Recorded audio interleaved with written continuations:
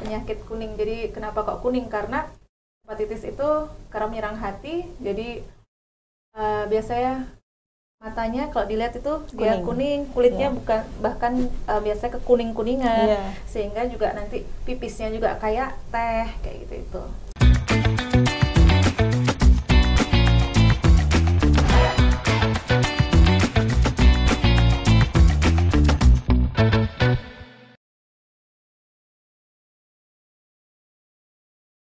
Halo Tribuners, kembali lagi bersama saya Septiana Cahyani Eka Saputri dalam podcast Cakap Sana Cakap Sini. Pada episode kali ini, saya akan membahas tentang dunia kesehatan, yaitu kita akan membahas tema tentang mengenal hepatitis A, B, C, D, dan E. Ternyata ada 5 macam hepatitis Tribuners, dan perlu diketahui ya Tribuners, hepatitis ini adalah penyakit peradangan hati, kerusakan peradangan hati atau liver.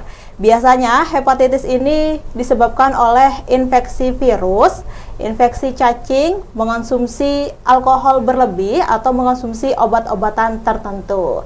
Nah, untuk Tribuners, untuk mengetahui informasi lebih lanjut tentang hepatitis ini seperti apa sih, atau mengenal lebih lanjut tentang macam-macam hepatitis A, B, C, D, dan E, ya, tentang gejalanya, apa itu hepatitis A, B, C, D, E, terus proses penyembuhannya bagaimana, itu kita di studio Tribun Jatim Network ini telah hadir dengan Ibu Dr. Kartika Fitarini. Beliau adalah dokter umum dari RSI Unisma Malang. Selamat pagi Ibu. Selamat pagi Mbak.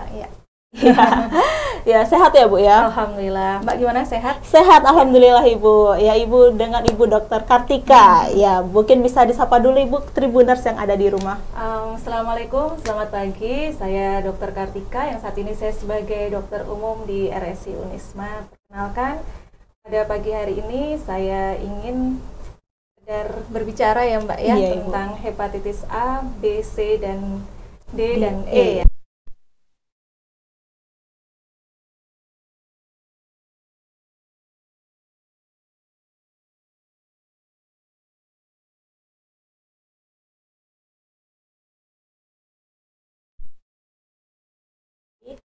D, dan E ya Bu ya. Dan juga ini hepatitis ini katanya disebabkan oleh infeksi virus yang menular ya Bu ya. Mungkin bisa dijelaskan lebih luas lagi Bu, apa itu hepatitis A, B, C, D, dan E. Jadi saya di sini bicara tentang hepatitis A, B, C, D, dan E dengan kapasitas saya sebagai dokter umum ya Mbak. Iya, siap Ibu. Jadi memang ada 5 jenis hepatitis itu. Bisa sebenarnya semuanya sama. Merupakan penyakit peradangan pada hati, bisa disebabkan karena virus, terus misalkan dia bisa disebabkan karena fekal, oral, misalkan dia dari makanan, seperti itu. Semuanya bisa berakibat menyerangnya, pada intinya A, B, C, D, dan E itu adalah menyerangnya ke hati. Hati. Ya. Disebut juga liver itu ya Bu? Iya, liver itu hati. Jadi, jadi nanti kalau dia menyerang ke hepar, biasanya dia menyebabkan namanya menjadi hepatitis. Hepatitis seperti itu ya Bu ya. Dan juga ini kalau misalkan hepatitis A, B, C, dan E itu ya Bu ya. A, B, C, D, dan E. Ini katanya kalau yang disebabkan oleh infeksi virus itu bisa menular ya Bu ya. Betul. Ya. Jadi sebenarnya ada beberapa kriterianya ya. Jadi Ibu. ada hepatitis A, B, C, D, dan E. Semua itu menular karena dia dari virus tuh cirinya dia bisa menularkan ke orang lain. Tapi jenis penularannya yang biasanya yang berbeda-beda. Itu seperti apa Bu? Proses penularannya hepatitis itu? Kalau hepatitis A biasanya dia itu penularannya melalui makanan, terus kebersihan yang kurang. Minuman juga bisa Ibu? Yang berkontaminasi dari orang yang terkena hepatitis itu, atau dari misalkan alat mandi seperti handuk yang dipakai bersama-sama seperti itu. Oh, alat mandi juga bisa terkena. Alat mandi, terus peralatan piring, gelas gitu ya Bu ya. Asalkan dia terkontaminasi dari orang yang terkena virus hepatitis itu sendiri ya Bu ya. Ya, kalau hepatitis B, C itu biasanya B, terutama B itu biasanya karena dari darah, iya. dari cairan vagina, Iya. cairan semen, terus dari hubungan seksual seperti itu bisa semua. Itu B dan C, dari Iya. transfusi darah, Ha-ha. berhubungan seksual, terus cairan vagina B dan C ya Bu ya. Tapi katanya kalau misalkan ibu hamil itu juga bisa. Oh iya, betul. Ibu hamil itu ya Bu ya. Pada ibu hamil juga bisa. Jadi pada waktu dia persalinan normal, Iya. dia bisa mengakibatkan penularan dari ibu hamil ke bayinya. Ke bayi itu, ke janin itu ya Bu ya. Apabila ibu tersebut menderita Terkontaminasi hepatitis. Nah, Itu B dan C ya Bu ya. Kalau D Bu, dia itu sebenarnya yang saya tahu dia itu sebenarnya dia itu adalah penyakit yang mendompleng pada hepatitis B. Biasanya dia tidak bisa berdiri sendiri, jadi dari hepatitis B akhirnya hepatitis D-nya dia akan masuk. Hepatitis E pun biasanya dari makanan juga sih semuanya. makanannya ya Bu ya.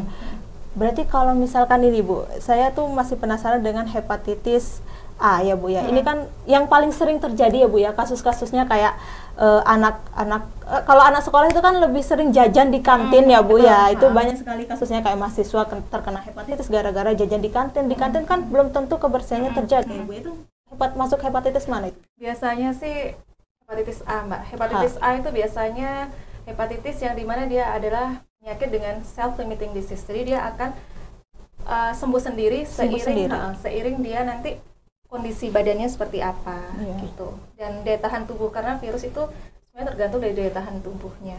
Tergantung dari daya tahan tubuhnya. Berarti yang cepat terkena menular hepatitis itu hepatitis A ya Bu ya? Hepatitis A, hepatitis B pun juga. Karena hepatitis A mungkin lebih sering karena dari tadi yang Mbak bilang tadi, dia dari makanan kita minuman, suka konsumsi yang makanan yang kebersihannya kurang bisa kita ketahui dan terjamin.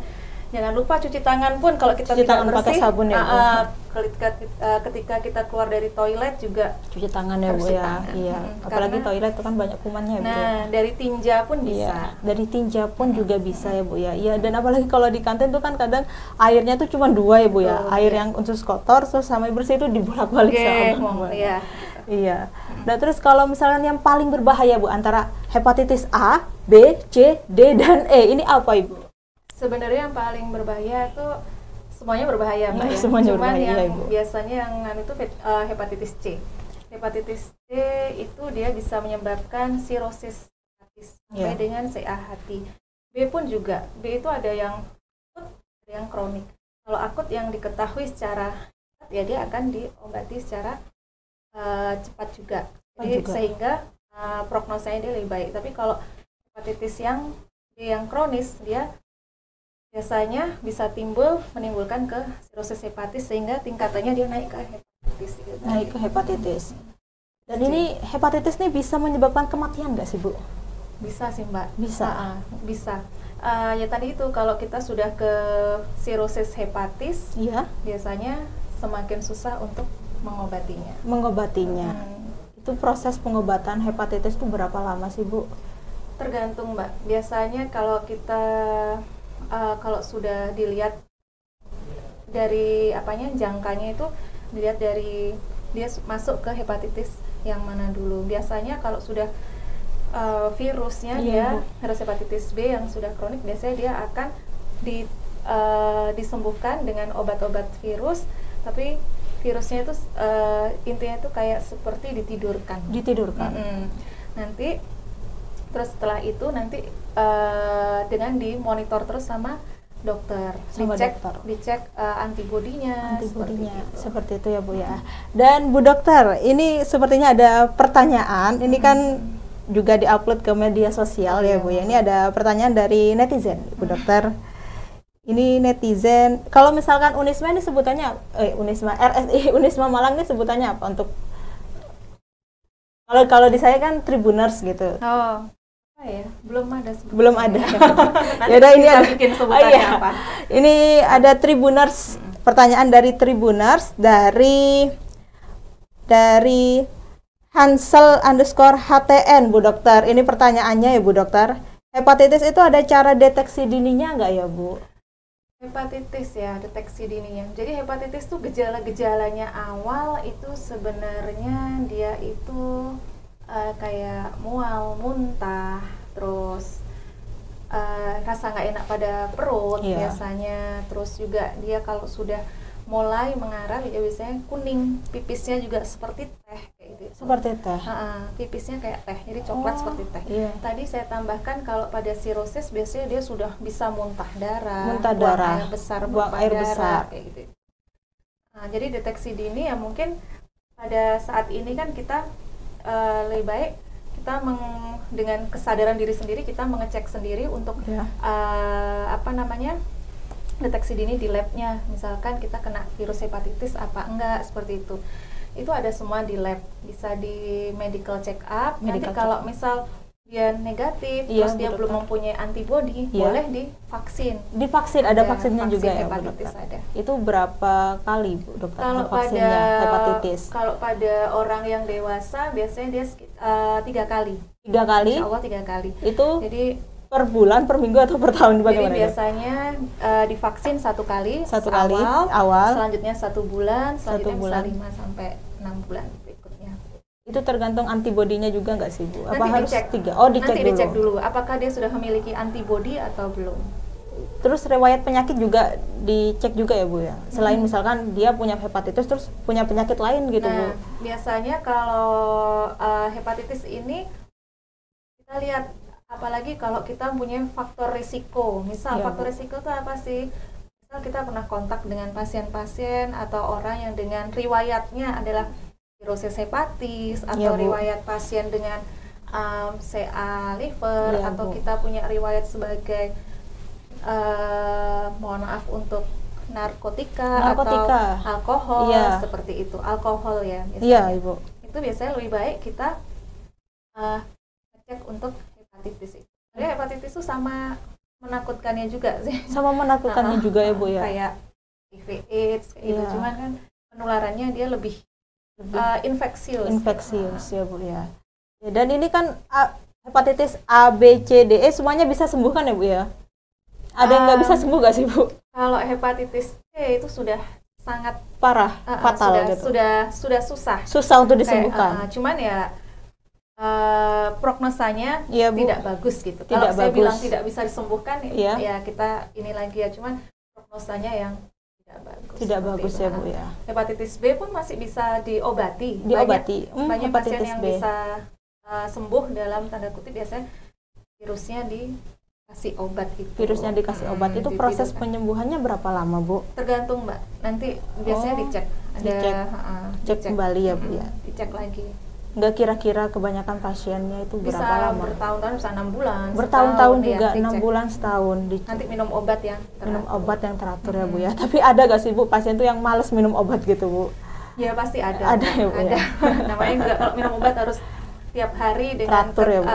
Keteraturan minum obat, ketaatan. Kita pun bahkan kalau kadang kita sendiri pun tidak memungkiri, bahkan kita kalau sakit yang biasa harus minum antibiotik kan kadang juga bolong-bolong, padahal antibiotik hanya 5 hari ya. Iya Ibu.